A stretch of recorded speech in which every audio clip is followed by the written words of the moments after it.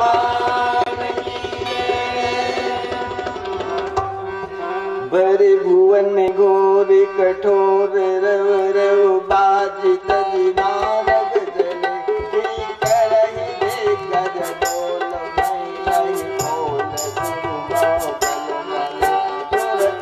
असुर मुनि कान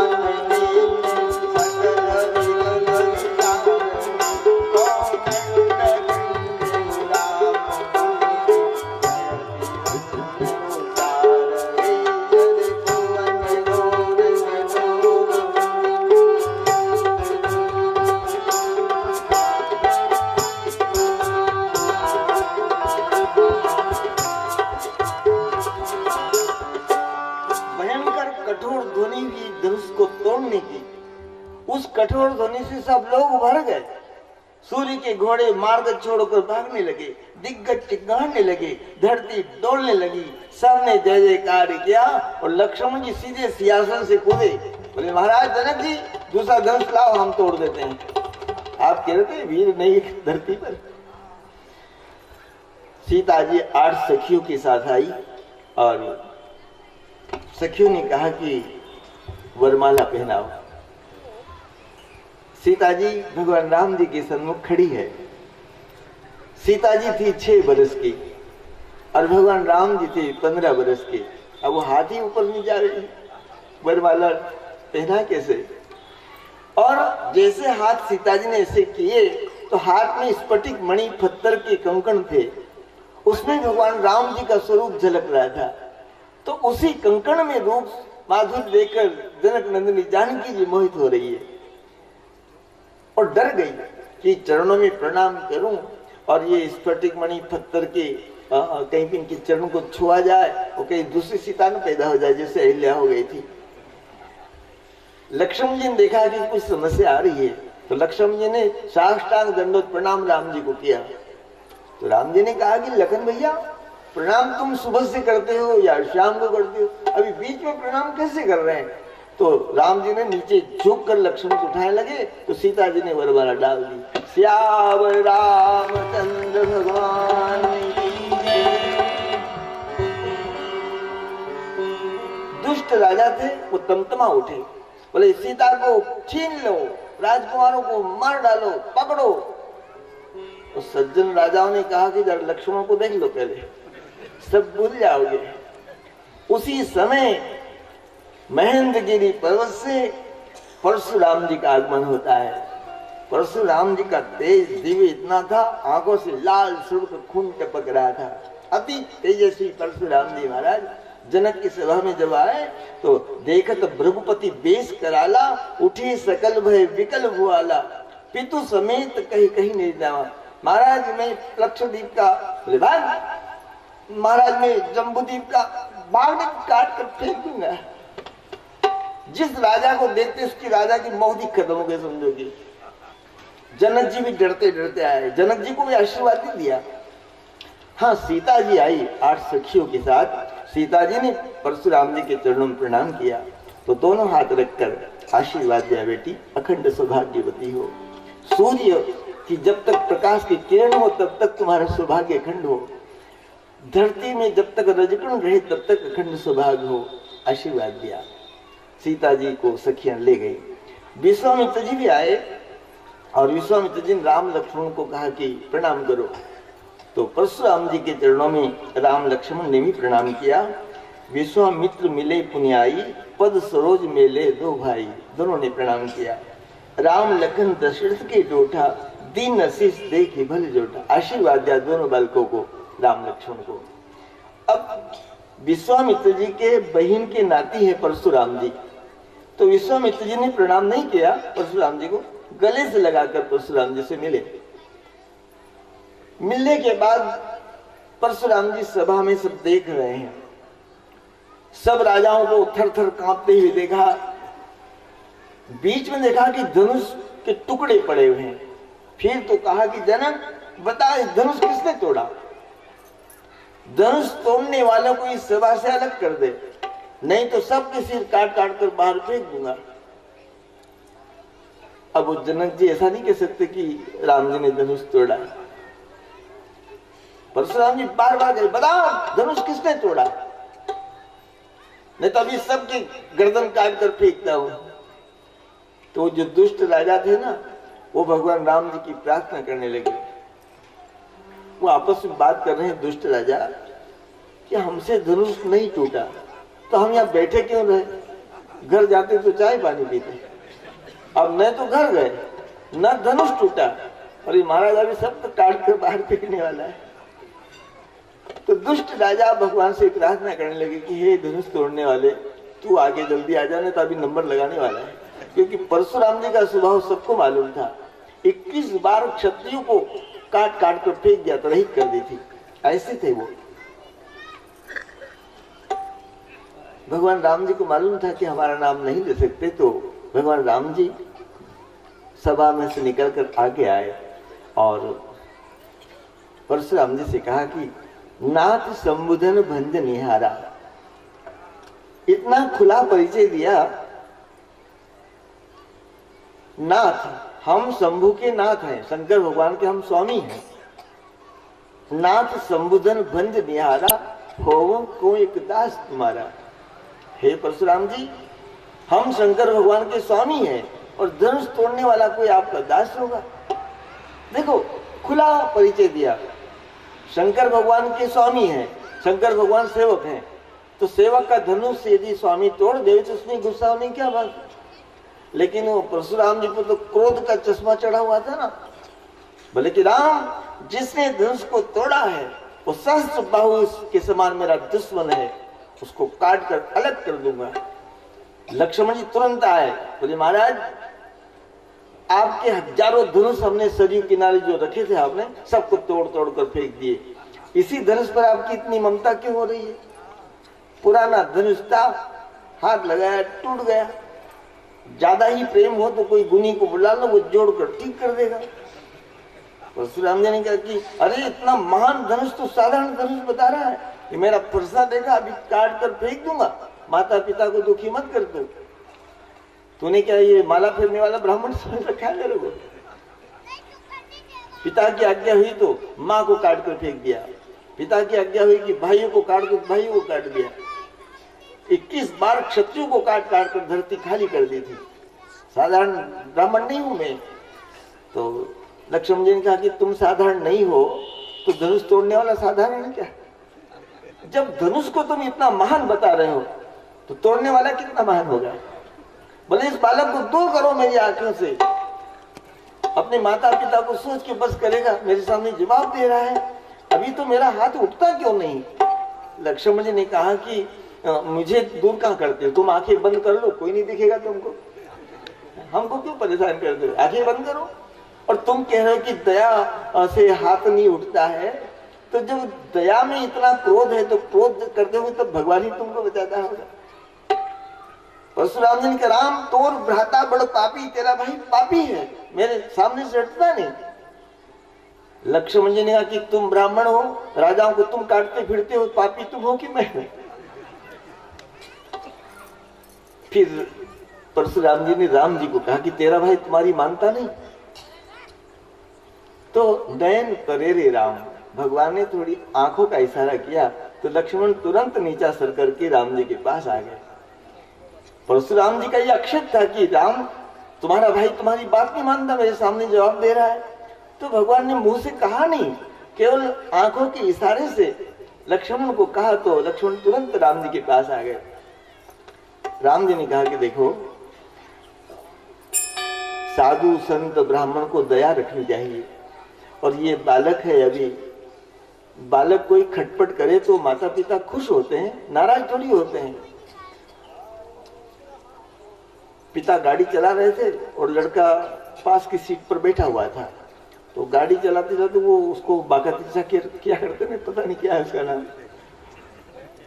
एक जगह पिताजी उतरकर बाहर गए तो लड़के ने सोचा कि बाबा बहुत देर से इसको निकालना सोच रहे, निकल नहीं रहा है।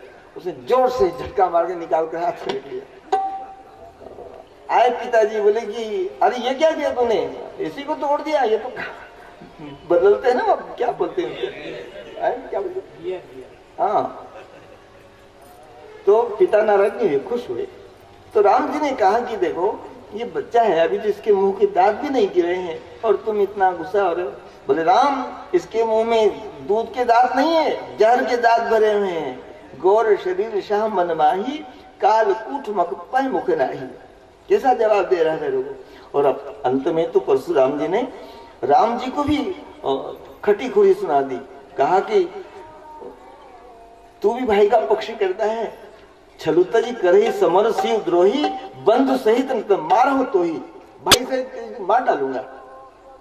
अब भगवान राम जी बोले कि देखो हमारे माँ बाप की शिक्षा है, कोई गौ हो, कोई ब्राह्मण हो, कोई साधु संत हो, उस पर हम वीरता नहीं दिखाते। हम रघुवंशी हैं, सूर्यवंशी हैं, हम काल से भी नहीं डरते। यदि काल भी हमारे सामने युद्ध करने आवे तो हम उसको भी ललकार कर युद्ध करेंगे। ये आपके गले में सब जनेऊ है, तिलक कंठी माला है, इसलिए बालक को थोड़ा गुस्सा आ रहा है। आपके भृगु ऋषि हमको लात मारते रहे, हम आपको हाथ जोड़ते रहे। हमारे माता पिता की ये शिक्षा है। जब ये कहा कि आपके भृगु ऋषि हमको लात मारते रहे और हम हाथ जोड़ते रहे, तो परशुराम जी सोचा कि क्या ब्रह्म का अवतार हो चुका है, क्योंकि भृगु ऋषि ने तो विष्णु भगवान को लात मारी थी।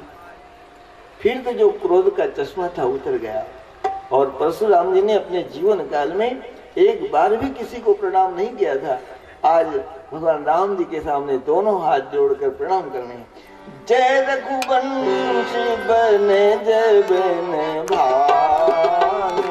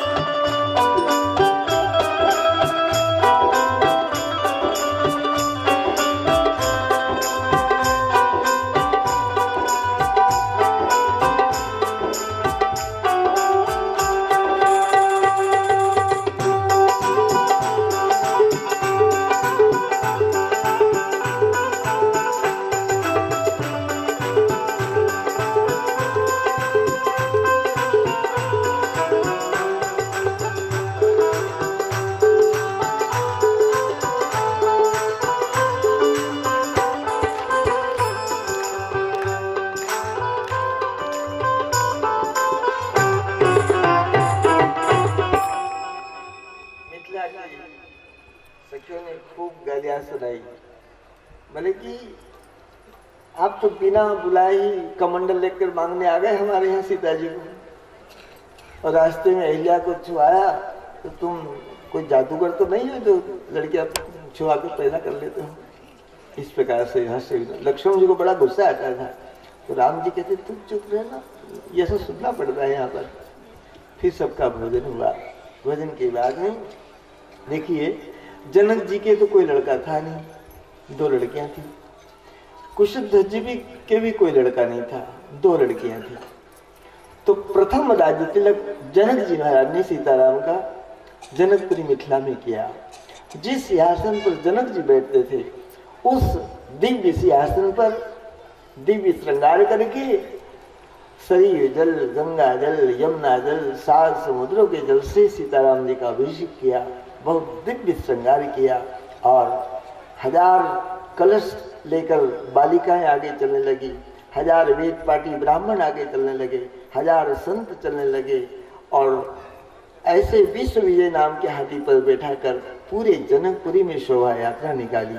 और ठीक 12 बजे जनक जी ने सीताराम जी का राज्याभिषेक जनकपुरी में कर दिया।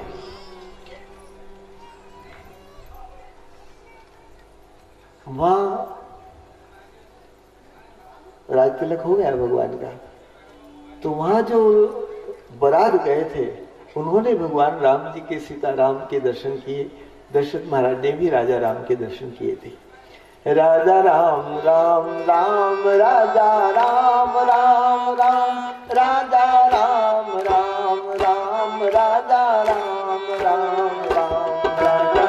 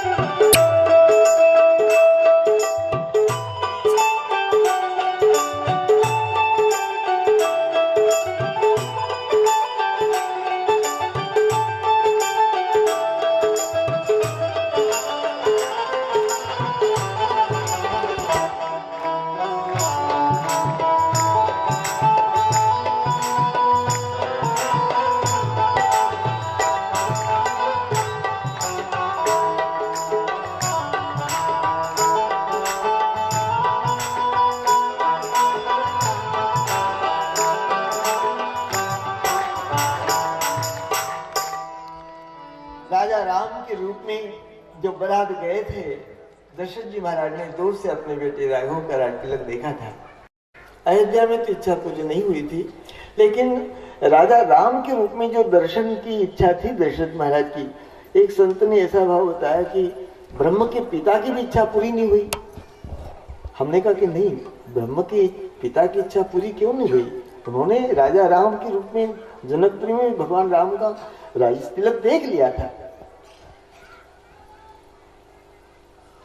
जितनी भी सखियां थी, जितने भी जनकपुरी के लोग थे, सब ब्रह्मा से हाथ जोड़कर प्रार्थना करने लगे, सिया जू को अखंड सौभाग्य रहे, राजा राम जी के सर पर ताज रहे।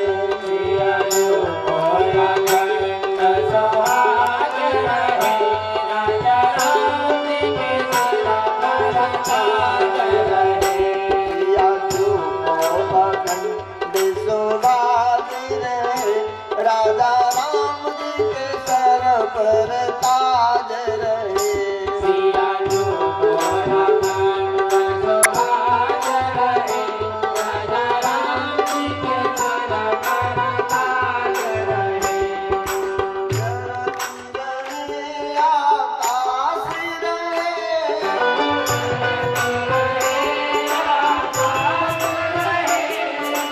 सूरज रहे और चांद रहे।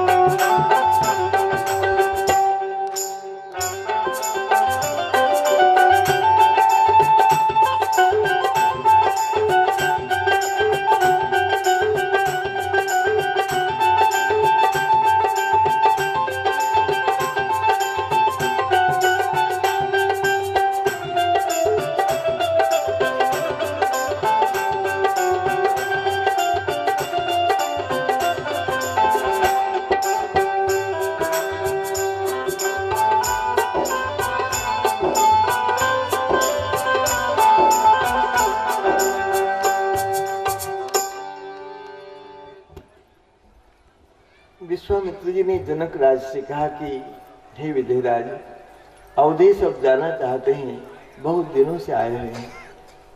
विदाई किसी को अच्छी नहीं लगती, लेकिन जनक जी ने कहा कि कल विदा कर देंगे।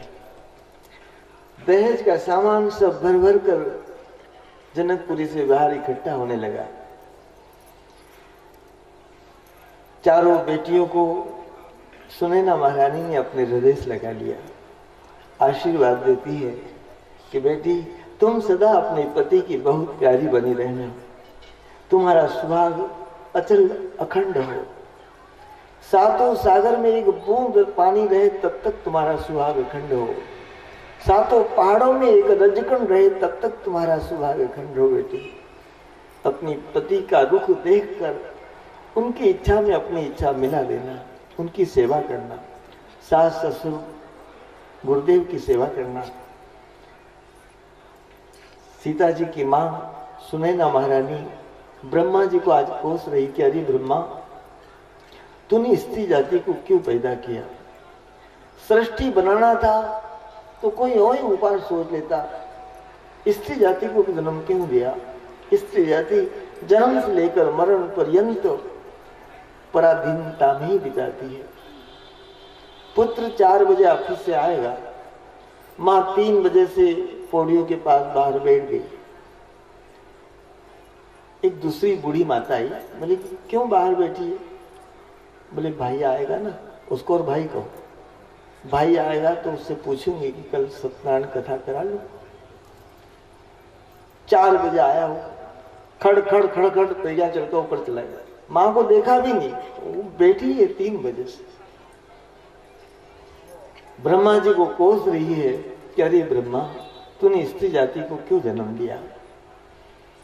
इस प्रकार से सब बेटियों को हृदय से लगाया। जनक जी विदेहराज थे, एक खंबा पकड़कर रो रहे हैं अपनी बेटी के लिए। जितनी सखियां थी वो सीता जी को घेर कर इकट्ठी हो गई। बेटी तो एक गाय के समान होती है। गाय का मालिक रस्सा बांधकर जिस किसी के हाथ में बेच देता है, गाय उसके साथ चली जाती है। सखियों ने कहा किसी से, हमारा तुम्हारा जीवन ऐसा ही है। आज विदारी जनक दुलारी की, प्राणन से प्यारी की आज विदाई, आज विदाई जनक दुलारी।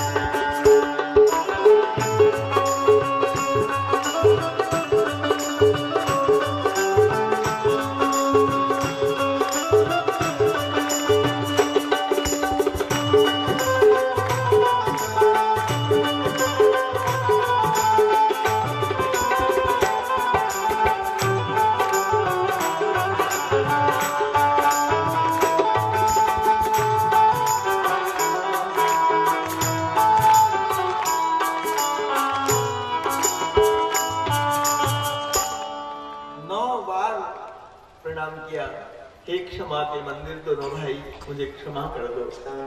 लक्ष्मण जी का मुझे तुम भी क्षमा कर दो, मैं भी खुद आपके सामने बोला, प्रणाम किया। काल कराल पालन के धन भंग सुने पर सालिए धाय।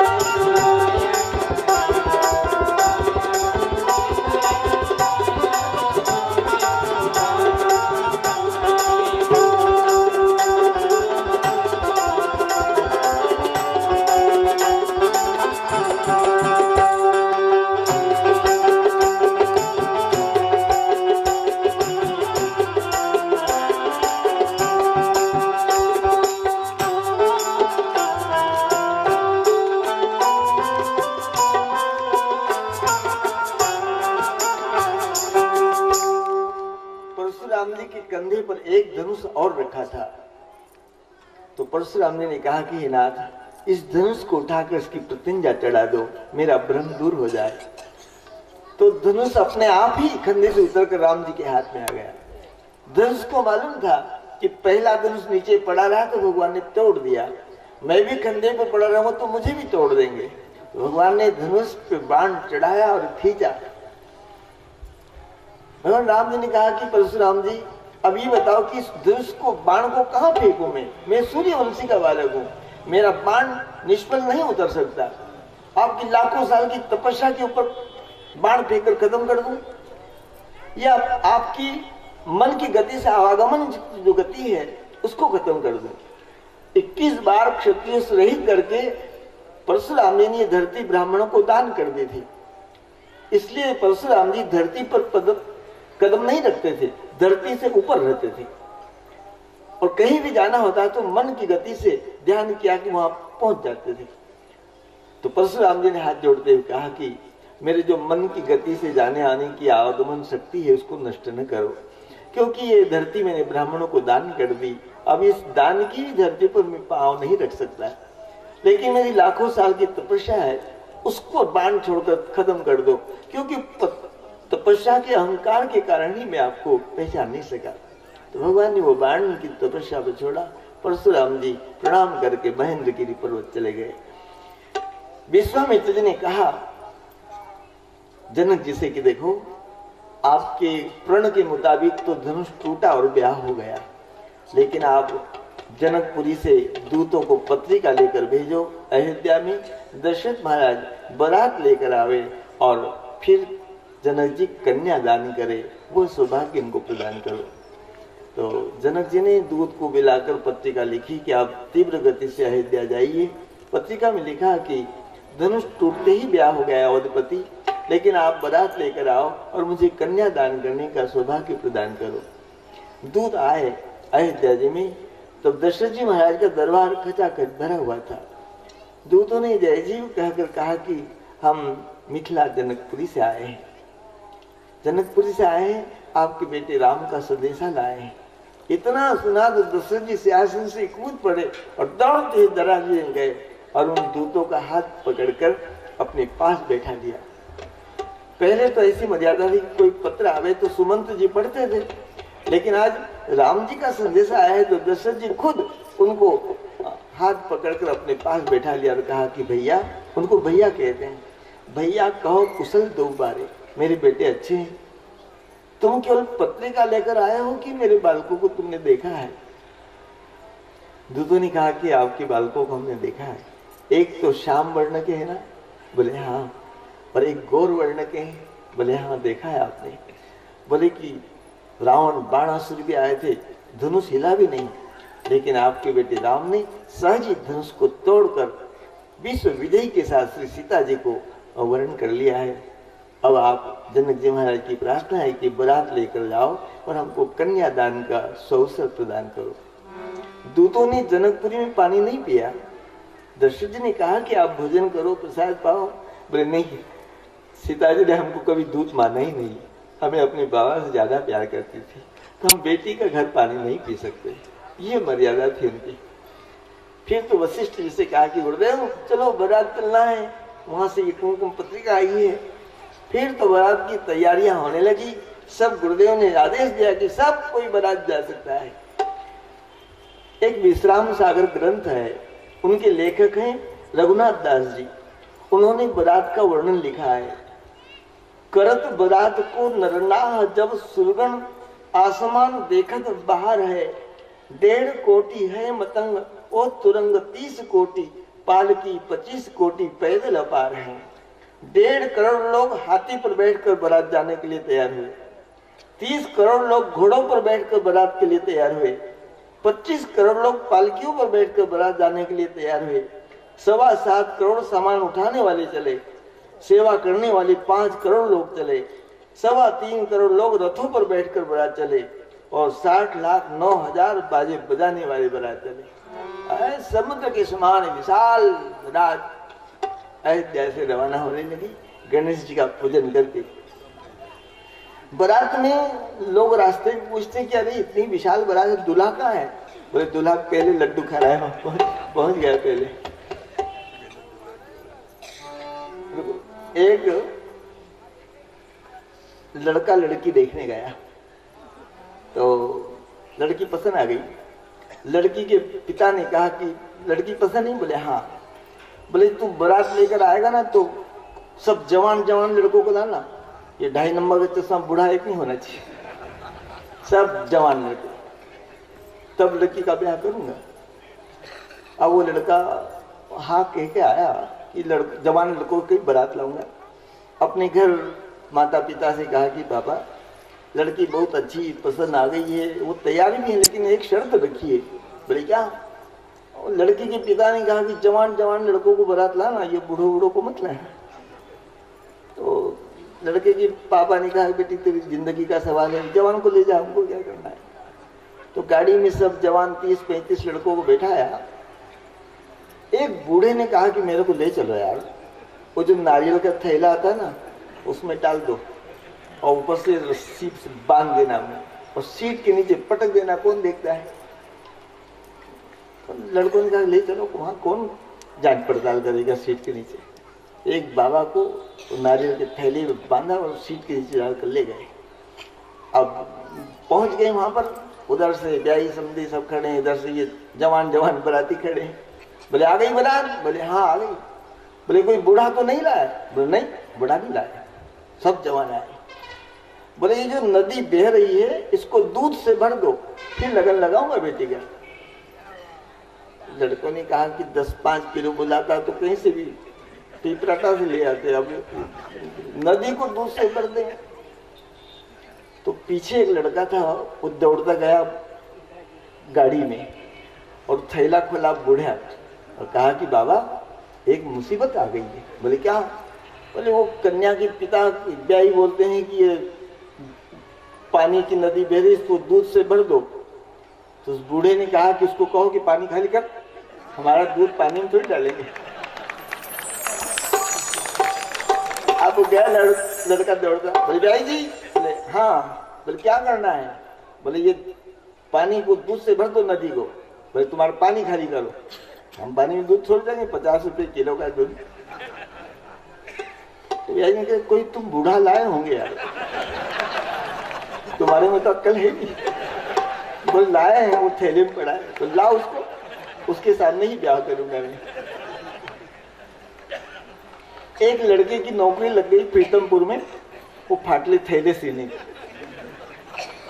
6 महीने बाद वो मांग कर कपड़ा लाए, पैंट शर्ट अच्छे नए नए 2-4 जोड़ी, और गांव में खूब घूमे। और लड़की वाले बेचारे समझे कोई अधिकारी बना हुआ होगा जी। तो लड़की वाले जाए और कहा कि अरे हमारी लड़की देख लो, तुम्हारी नौकरी लगी है। तो लड़की देखने जाए तो इसकी नाक लंबी है न छोटी है न, ऐसे सब लड़कियों को फेल। 45 साल का हो गया लड़कियों को फेल करते करते। फिर सोचा कि यार पहले देखने गया था उसी से ब्याह कर लेता हूँ। अब 45 साल का ये, और पहले देखने गया था कई बरस हो गए। उधर से 4-5 लड़कों को उठाकर लाए थे बच्चों को। बोले अंकल जी किसका मकान देख रहे हो? तो भागा वहां से। एक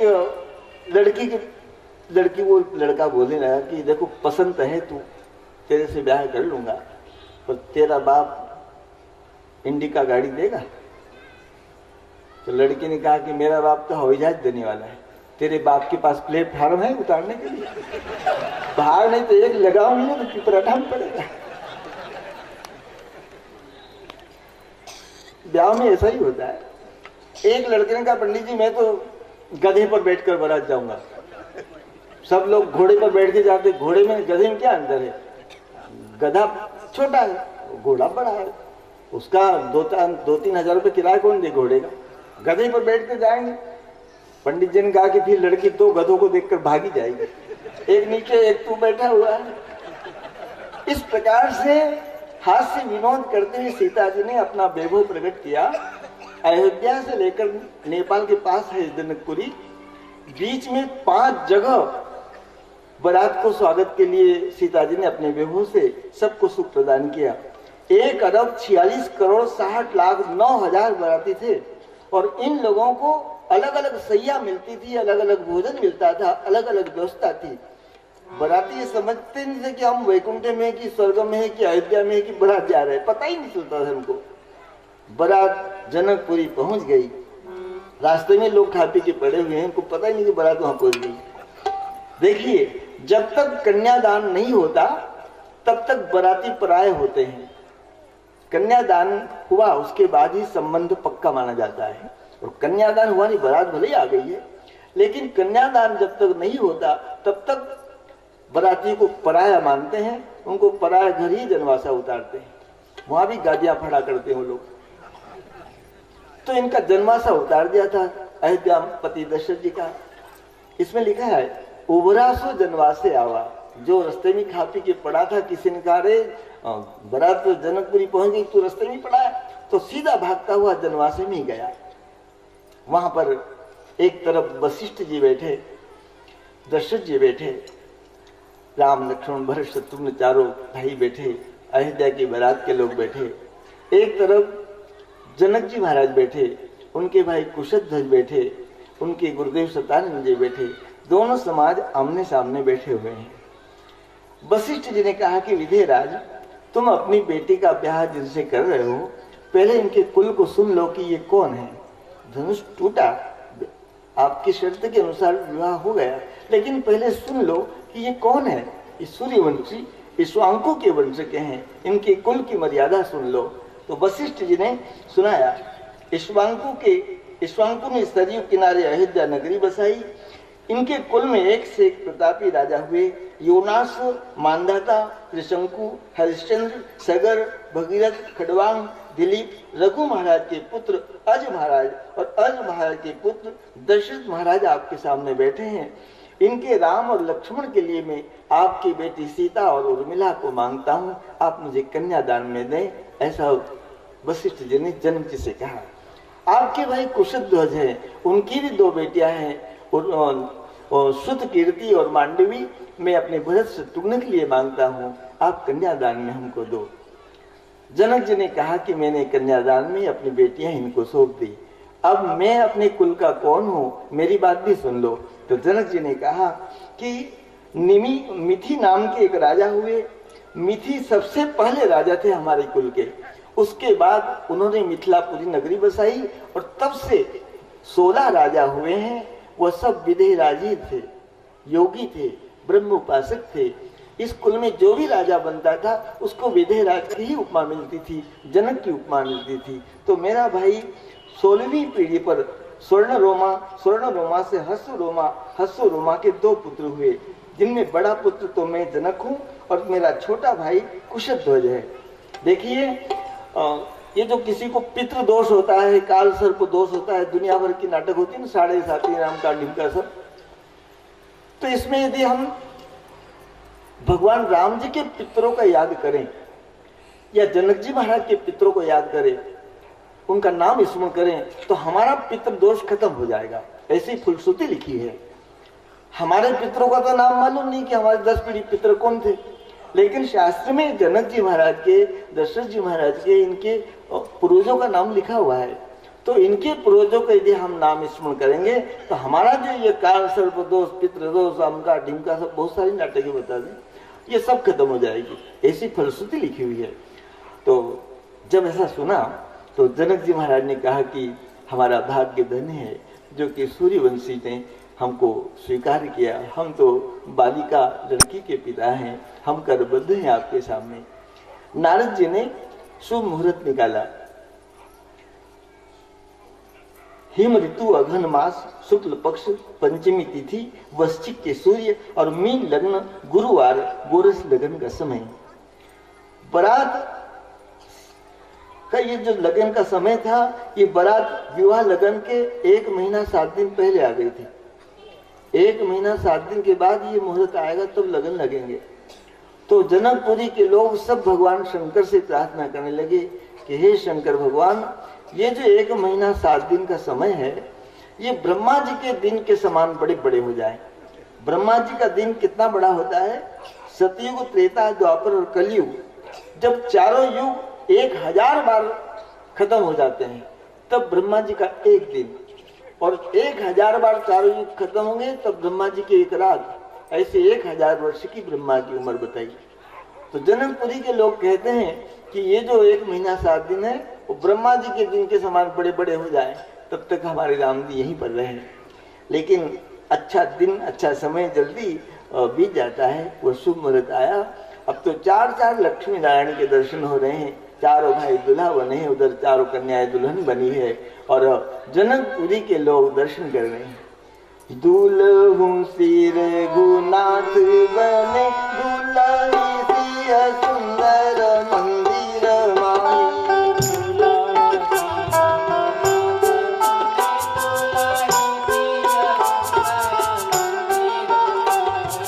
दुल्हन सिर गुनाथ बने, दुल्ही सिया सुंदर मंदिर माई।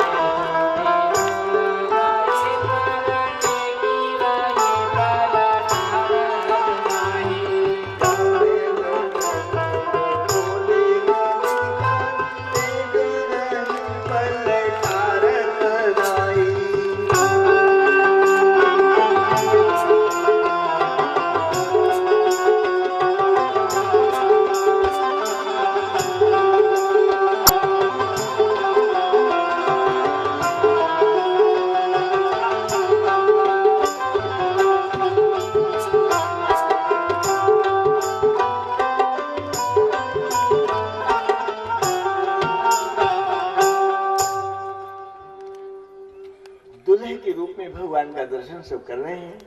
जनकपुरी के लोग वेदांती थे, ज्ञानी थे, तो आपस में विचार करने लगे कि ये कौन है, इतना दिव्य स्वरूप सीताराम जी का है, कौन है ये।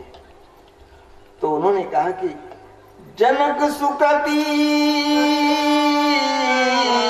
मूर्ति वैदेही, दशरथ सुकृत राम धर दे। जनक जी का सुकृत पुण्य, ये जो हम भजन भजन उपास करते हैं ना, इसका एक पुण्य तैयार होता है और उसी पुण्य के प्रभाव से हमें सुख मिलता है, दुख मिलता है। पाप करेंगे तो दुख मिलेगा, पुण्य करेंगे तो सुख मिलेगा। पुण्य करेंगे तो संतान का सुख मिलेगा, पाप करेंगे तो संतान का दुख मिलेगा। ये जो सीता जी है ये कोई दूसरी नहीं है, ये जनक जी के पुण्य ही मूर्तिमान रूप में सीता जी के रूप में आई है और दशरथ जी का शुक्र पुण्य ही साक्षात राम के रूप में दर्शन हो रहा है। ये साधारण नहीं है। और हम सब भी सुकृत के वासी हैं। इन सम काहुन शिव और राधे, इन राजाओं के समान शिव जी की आराधना किसी ने नहीं की और काहुन इन समान फल ला दे। और जो शिव जी के भजन का पुण्य फल इनको मिला ऐसा किसी राजवी को नहीं मिला। और इन सम कौन भयू जगमाई, है नहीं कतहु होन्यु नाई। हम सब सुकृत के वासी, हम सब भी पुण्यवान हैं जो इनका दर्शन कर रहे हैं, उनकी पावन कथा सुन रहे हैं। इस प्रकार से समय पूर्व जनक जी महाराज ने कन्यादान किया। चारों भाइयों का शुभ लग्न, वशिष्ठ ऋषि जी ने शुभ लग्न पढ़कर लग्न लगाए। लग्न के बाद में फेरे होते हैं। तब 4 जोड़ी थे, तो एक मंडप यहाँ और एक हवन कुंड यहाँ बना है, एक वहाँ बना है, एक वहाँ बना है। से दूर हवन कुंड 4 थे। अब जो परिक्रमा करना है तो बहुत दूर लंबी लाइन लगेगी ना। आगे राम जी, सीता जी, फिर लक्ष्मण जी, फिर उर्मिला जी, मांडवी, शुद्ध कीर्ति, भरत, ऐसे 4 लंबी लाइन। तो फेरे हो रहे थे। तो जनकपुरी की माताएं बड़ी विनोदी है, उस समय गाली देने का रिवाज है उत्तर प्रदेश में। तो एक सखी ने कहा कि अरे सखी, ये आगे जो दूल्हा जा रहा है ना, कैसे धीरे धीरे चल रहा है, डगम डगम, जैसे कोल्हू का बेल चल रहा है। तो लक्ष्मण जी ने कहा कि भैया थोड़ा तेज चलो, ये माताएं हमको हंस रही है। तो राम जी थोड़ी तेज गति से चल, अब राम जी तेज चले तो सीता जी भी चले तेज, लक्ष्मण जी ने उर्मिला जी सब चक्कर तेज चल रहे हैं। तो एक सखी ने कहा कि अजी सखी, दूल्हा कैसे भाग रहा, जैसे कसाई के हाथ से बकरा छूटकर भाग रहा। तो लक्ष्मण जी, हम क्या बकरे हैं क्या? तो सखी ने कहा देखो तुम्हारे पिता का नाम क्या है? दशरथ जी। बोले उनके पिता का नाम? बोले अज महाराज। बोले संस्कृत में अज को बकरा ही कहते हैं, तो बकरी हुई ना तुम। लक्ष्मण का भैया खड़े हो जाओ, ये सब उल्टा पलट बोलती माताएं। तो राम जी खड़े हो गए तो सखी ने कहा कि अरे सखी देखो, जैसे नील मणि का खंबा गड़ा हो, हटता ही नहीं वहां से। लक्ष्मण जी कहा कि हमारा भाई खंबा है क्या? बोले हाँ, तुम्हारा भाई खंबा फाड़ कर निकला था ना प्रहलाद को बचाने के लिए, खंबा ही है। इस प्रकार से विनोद कर रहे हैं। और मिथिला में बहुत गालियां देते हैं। तो भावावेश में एक सखी ने कहा कि अरे ये जो दशरथ जी है ना, ये बूढ़े हो गए थे, इनके यहाँ कोई बालक ही नहीं पैदा हो रहा था। वो तो संगी से यज्ञ हवन करा, तब खीर मिली और इनकी माताओं को खीर खाई, तब ये 4 बालक पैदा हुए। तो लक्ष्मण जी ने कहा कि अच्छा, अयोध्या में तो माताएं खीर खाकर बालक पैदा करती, लेकिन जनकपुरी की माताएं बहुत कराम आती हैं, धरती खोद कर ही लड़कियां पैदा किया करती। और इतनी भाव इसमें जनकपुर की स्त्रियां हो गई कि गाली देना था दशरथ जी के नाम से, तो जनक जी को ही गालियां देने लगे। लक्ष्मण जी ने कहा गाओ, हमको क्या करना, हमारे पिता के नाम तो दशरथ जी है। धरि ध्यान धरो धनुधारी, गारी सुनो मिथिला की। धरि ध्यान धरो धनुधारी, गारी सुनो मिथिला की। धरि ध्यान धरो धनुधारी, गारी सुनो मिथिला की। धरि ध्यान धरो धनुधारी, गारी सुनो मिथिला की।